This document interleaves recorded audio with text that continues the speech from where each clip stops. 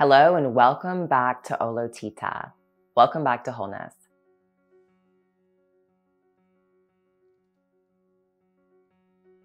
I'm Krista Shirley, and today is our yoga series videos for you, and we're going to look at the next posture in the primary series, or the standing sequence in Ashtanga Yoga called Parsvottanasana. But before we do that, I do want to remind you that if you have questions about why I have scars on my body, there are a few videos for that, and you can check the link in the description box below. Keep in mind, I don't want your scapular function on the left side to look like mine. I want it to look more like my right side, but always focusing on what I'm teaching you to do, how to use your body and move through space. You will find your natural balance point and work to create equality through your right and left side. And I say that today because last week we really began to apply this concept of tensegrity, or oppositions of force through space. And I need you to all understand that part of my healing through many traumatic surgeries that happened and losing nerve function, I am regaining function by applying the concepts of tensegrity in many different ways, moving my body in many different ways through space. So especially if you have a healthy body, I really want you to utilize these concepts to help you stay strong and healthy for as long as you can. When we apply the concept of tensegrity with the deep breathing with sound, with the bandhas, we create magic. And it brings us to a very peaceful state of mind because of all the chemical reactions that are happening as a result of this focused inhaling and exhaling through our nose from our throat. So they're all really important. And as we move further into this series of postures and we add more to your sequence, I never want you to forget your breathing, your bandhas. They are most important. Learning how to move through space and stack your weight through space is very important. In time, we'll work on mastering the dristis, or gaze points, and this never ends. There's always another layer, another place to go deeper, to get more understanding. And I hope that you find that joy through the practice so far. You're never going to stop learning if you keep getting on your mat and you do your practice. I promise you that. The magic isn't just showing up. So I'm very proud of you for being here with me today. And as I said, today we're going to look at one of the standing postures in the standing sequence of the Ashtanga Yoga Primary Series called Pārśvottānāsana. Before we get started, I wanted to let you know there are several ways you can take your arms in this posture. First, you could just bring your arms behind you, grab onto your elbows. Or you could place your palms together, fingers facing down, either mid or low back.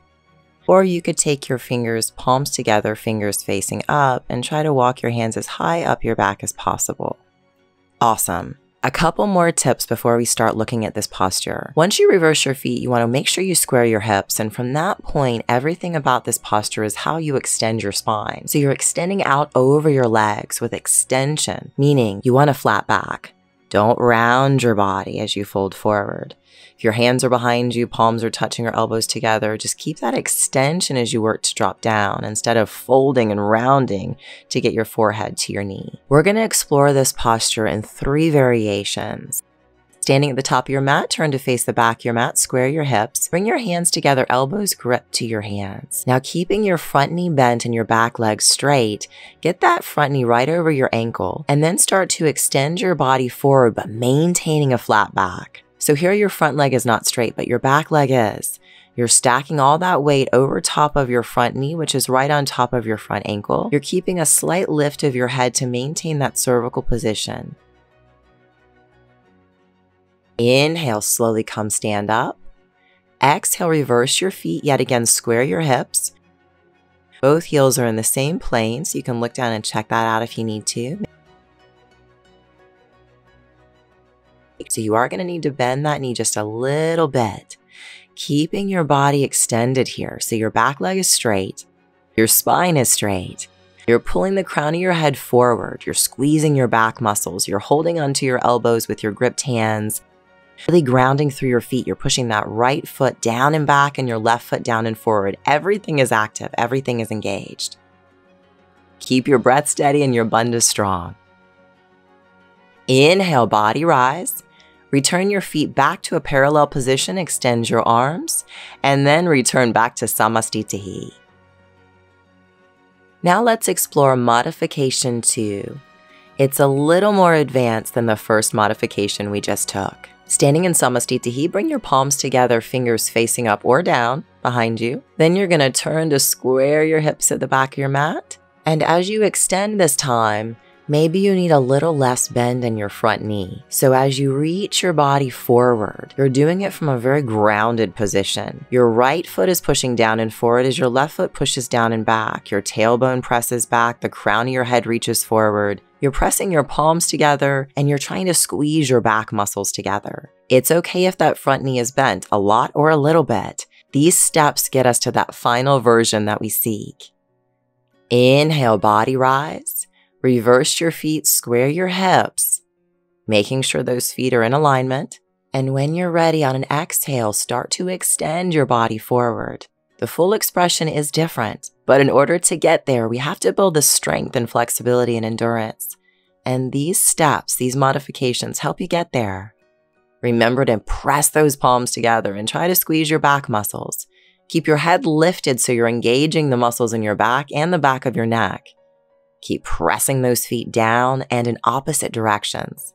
Inhale, body rise.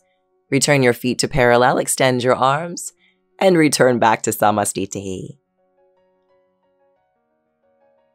And now we take a third and final look at this posture, which is the full expression of Pārśvottānāsana. Inhale, bring your palms together behind you, fingers facing up, turn to face the back of your mat, square your hips. Exhale, begin to extend out over your straight right leg. If flexibility and strength allow, you can keep both of your legs straight. Palms are pressing together. You're still squeezing your shoulders back. You're still lengthening your crown of your head forward and your tailbone up. Still pushing down and out through both feet. So much of your body weight is forward over that front leg, so it is advanced to straighten your leg here. Take the time you need to build up the strength. Inhale, body rise. Exhale, reverse your feet, square your hips, and then begin to exhale and extend out over your straight left leg.